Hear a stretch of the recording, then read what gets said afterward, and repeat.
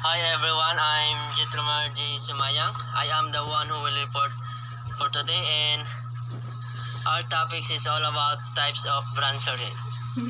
There are four primary types of branch circuit generally used: the individual, general purpose, appliance, multi-wire branch circuit. The individual branch circuit. This type of branch circuit serves only one receptacle or piece of equipment, such as for a range, clothes dryer, large copy machine, or other piece of machinery. The general purpose branch circuit. A branch circuit supplies two or more outlets for lighting and appliances. This type of circuit may be referred to as a lighting circuit. Dito ay para lang sa lighting. Appliances branch circuit. This is the type of branch circuit that supplies energy to one or more outlets to which appliances are to be connected. Ito naman ay pwede sa isa, dalawa, tatlo na outlets kung marami kang appliances na i-connect. The fourth is multi-wire branch circuit. A branch circuit consisting of two or more ungrounded conductors having a voltage between them and a common neutral conductor that is shared between the ungrounded conductors, such as in a 120/240 volts 3-wire circuit. The next one is life safety branch circuit. An emergency circuit of feeders and branch circuit that provide adequate power to patient and personnel. Ito ay pang-emergency.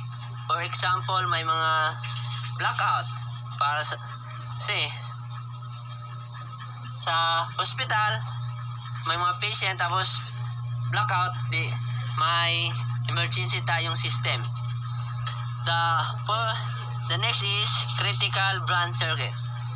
An emergency system of feeders and branch circuits intended to provide power to task illumination, special power circuits, and selected receptacles serving areas and functions related to patient care. Dito naman ay similar to life safety, pang-emergency, pero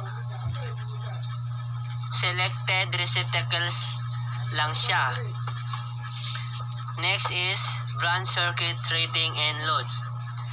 The branch circuit rating is determined by the rating of the overcurrent protection device, fuse or circuit breaker, used to protect the wiring in the circuit from excessive current flow. Next is continuous loads.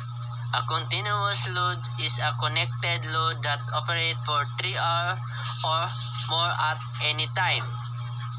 Next is branch circuit conductor size.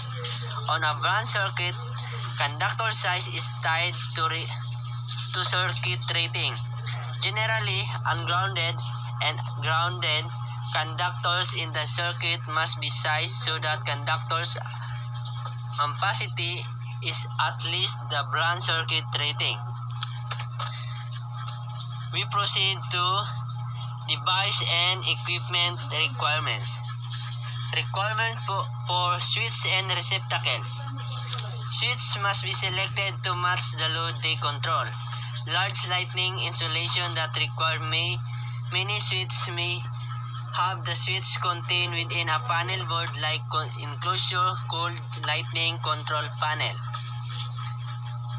The next is overcurrent protection, circuit breaker and fuses requirements. An overcurrent protection or OCP device, a fuse or circuit breaker, serves to limit current levels in a conductor by interrupting power when current limitations are exceeded. It prevents excessive heat from damaging conductors and related equipment.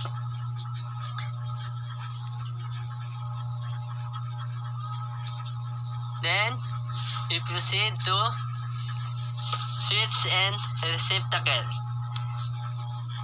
This is the switch and receptacles. And the fuse.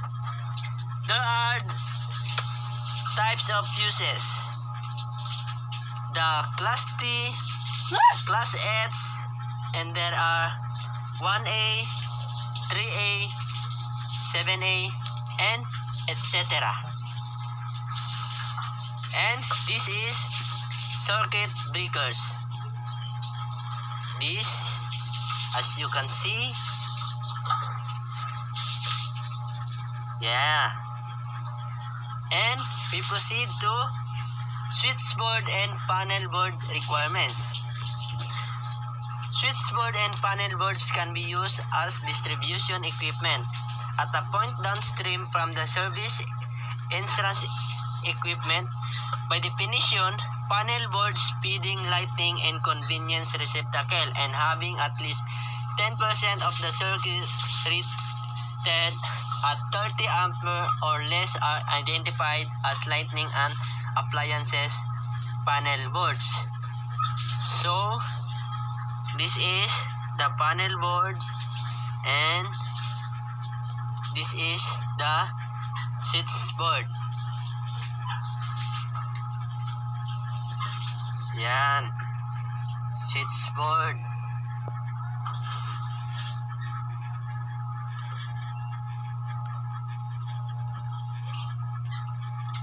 Then we proceed to the next feeder requirements. A feeder is a set of conductors that carry a comparatively large amount of power from the service equipment to a second panel board called a sub-panel board, where branch circuits further distribute the power. The next one is transformer requirements. Transformer may be located in a building to step up or step down the building's system voltage. Transformer combinations such as YY, Delta Delta, Delta Y, and Y Delta are available for use building.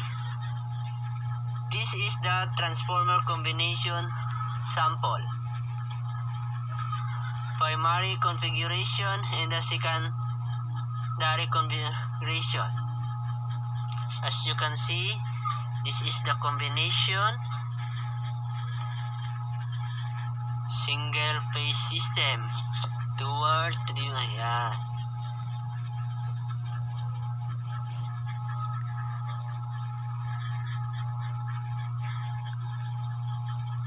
And this is the electricity feeder. If you have a question and you know more about electricity feeder, go to this link and read the definition, as you can know what is the transformers and electricity feeder. If you have no more.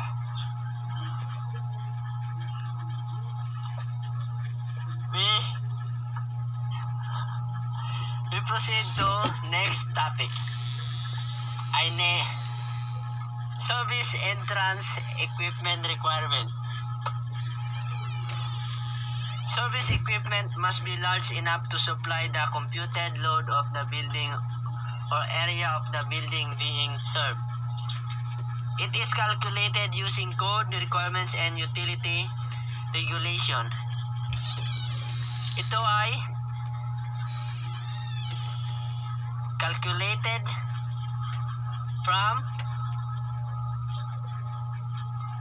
service equipment.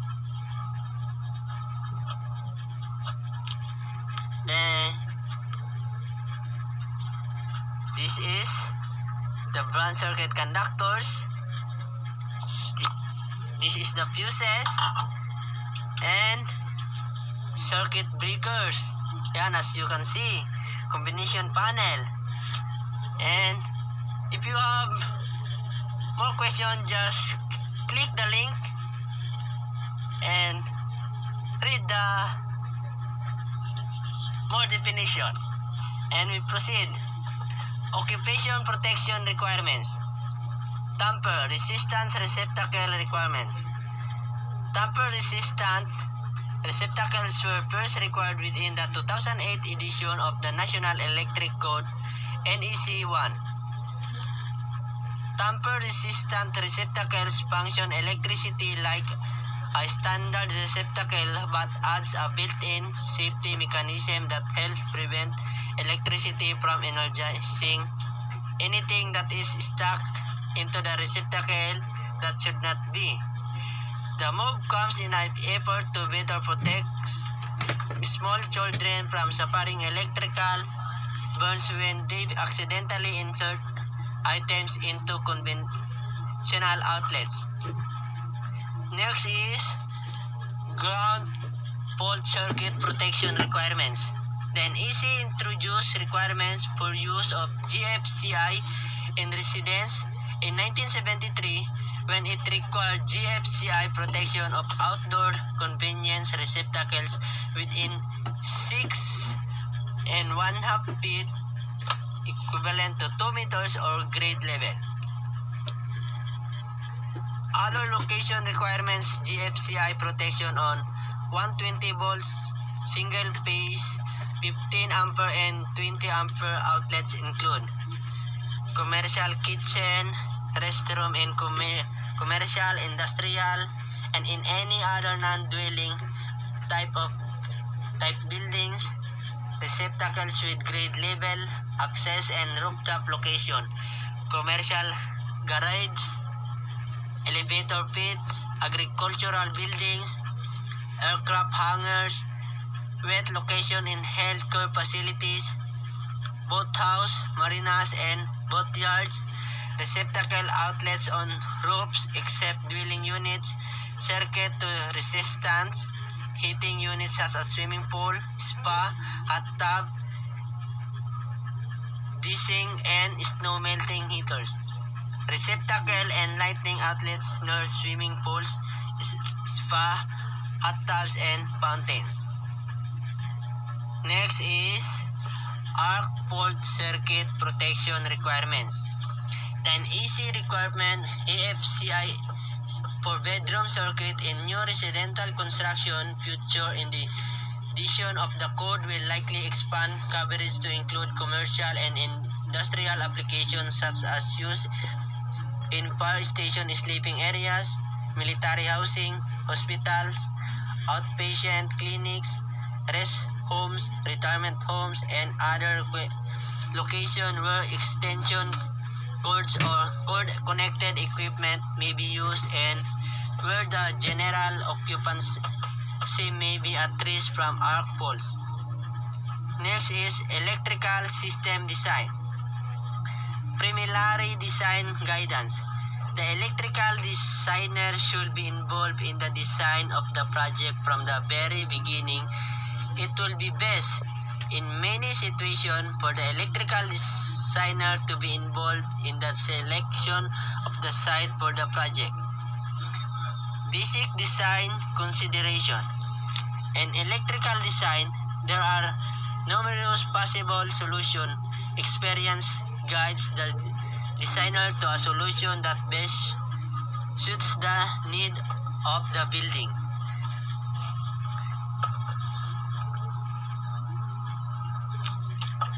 Design guidelines for common space, convenience outlet, and suites. The number and type of lighting outlets should be fitted to the various tasks. Lighting outlets should be located to meet the desired lighting effects and fixtures to be used. Building exterior. One or more lighting outlets should be located at or near or exterior entrance. Outlets should be switched or automatically controlled. Common areas and living room.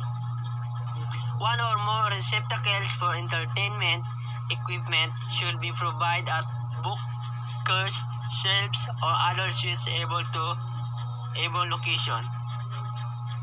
Food preparation, kitchen, cooking areas. one receptacle for each two linear 0.6 meter of work surface space. Sleeping areas, bedrooms. General illumination should be provided from either ceiling or wall outlets controlled by one or more wall switches. Halls, corridors. Ceiling fixtures should be installed for proper illumination of the entire area with particular attention paid for irregularly shaped space. The next is design example. An example of system design of a 61 feet 6 inches by 36 feet single story single family residence is used in the explanation. This residence contains general lighting, lights and receptacles. Circuit design. The process calls for coordination with the architectural design because its appliances and piece of equipment must be known to locate the outlets properly. Receptacles should be located conveniently following the guidelines provided. This is the design example. Merong bedroom 1, bedroom 2, bedroom 3, and mga lightnings, and the entry. And the one is the family room, and there is a kitchen, and where is the refrigerator location and the outlet. This is the layout of lighting outlets and related switches for lighting and outlets for design example. Other example of design. This, as you can see, there are kitchen, bedroom, study room, living room, bedroom,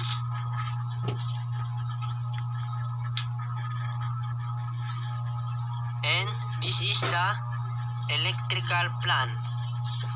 Ceiling mounted light, duplex receptacle outlet, telephone outlet, smoke detector, and switch. And that's all. Thank you. I hope you understand my report. Even though not all of them, but at least one or two, it's okay for me. And thank you. Bye bye. God bless.